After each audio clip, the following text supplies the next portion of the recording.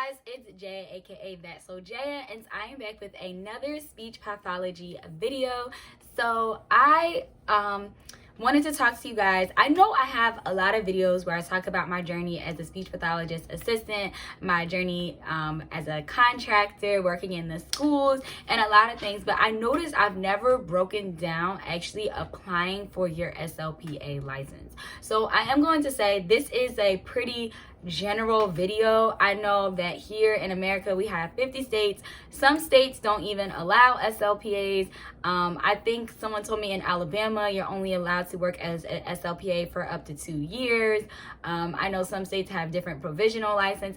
So it would be a very, very long video for me to break down every single state because the requirements can vary. But I wanted to talk about some requirements that are pretty standard throughout. I am someone that has worked in 3 different states. Well, I've been licensed in 4 different states, so I've kind of seen the differences throughout, but I can say certain things that are pretty standard. And I feel like this video is going to answer a lot of questions because a lot of you guys ask me questions, or you guys are in the process or applying for your SLPA license and you just want to know what were some things that I struggled with, or what are some things that they should look forward to after graduating, or if they want to get a head start and want to start applying for those SLPA jobs. So the one thing I will say, I kind of said something about graduation, but number one thing that pretty much all SLPA license, they're going to want to see your transcript or some type of proof that you have a bachelor's in speech pathology and audiology, or as some schools call it, communication and sciences disorders.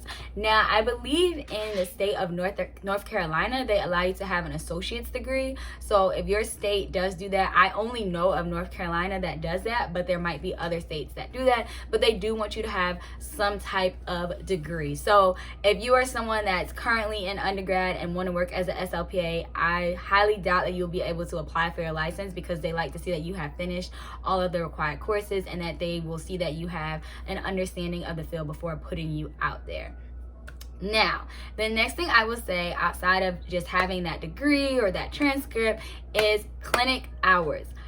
They are going to want to see that you have completed some clinic hours. Now, I will say I got my SLPA license in the state. Well, I'm in the process of it. I think I have to just show my background check in the state of Pennsylvania. They did not ask to see that I had completed those clinic or clock hours. So when I talk about clinic hours, those could be direct hours that you completed in undergrad, as far as some universities have a speech and hearing clinic, or you did your offsites at undergrad and you were able to accumulate those hours of working directly with students or clients.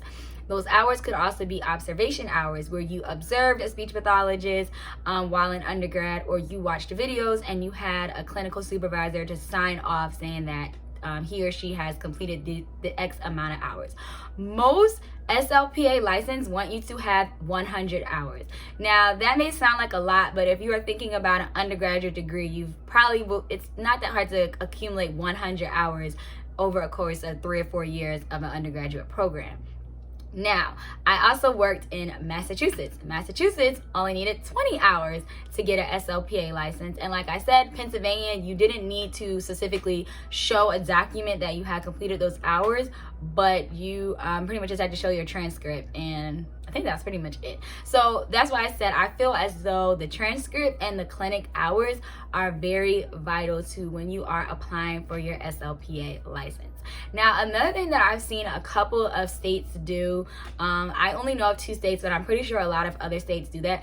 They like to see that you have a supervisor before they give you their license, which to me is kind of in a way saying that you already have to have a job set in place before you can apply for your license. So when I was applying for my SLPA license in Maryland, there was a part of the application where someone that has their C's, or a licensed speech pathologist that has their master's and has already been practicing, had to pretty much sign off saying that they were going to be my supervisor and they were going to be observing me for the X amount of hours that state required.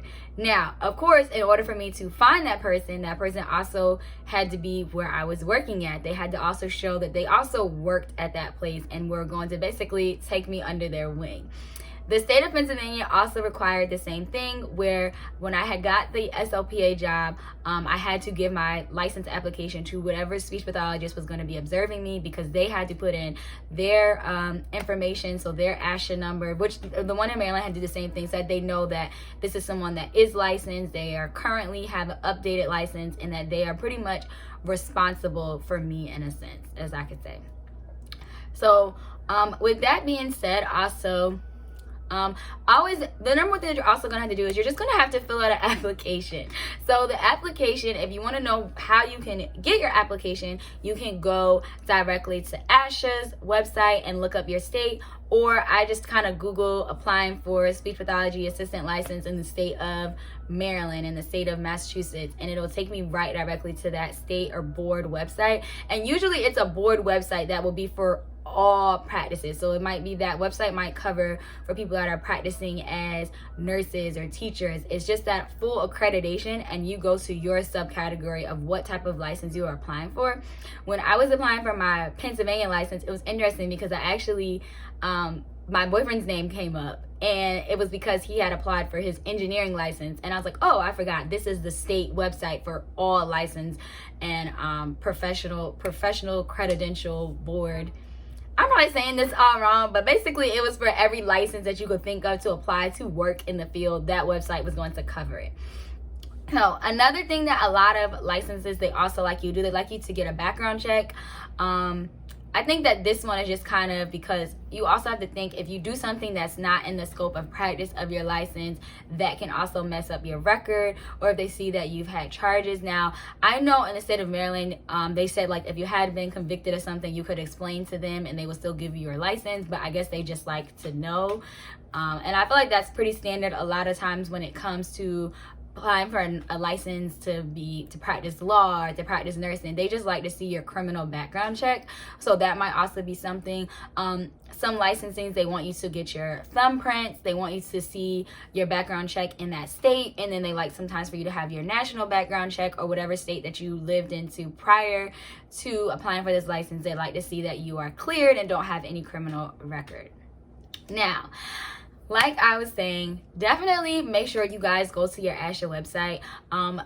Once you have applied for your license, also make sure you read what you can or cannot do in that state. That is very, very, very important, because you can get in a lot of trouble if you are doing something that is not allowed for a SLPA in that state. I actually did a video of how I almost lost my SLPA license because I was unaware. I was doing something that I was told that I was able to do, but when the board found out, they were like, no, you're not allowed to do that, and you can get in a lot of trouble for that, and I had to stop.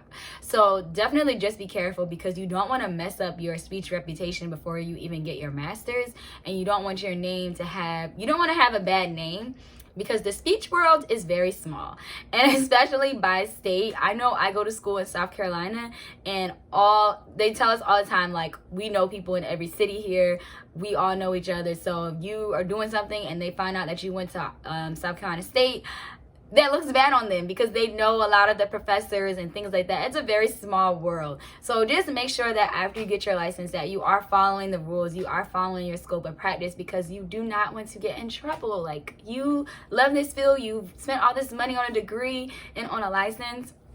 Oh, speaking of money, going into that, also see how much the cost of your license is. Typically it might only be like $50, $100. That can also vary.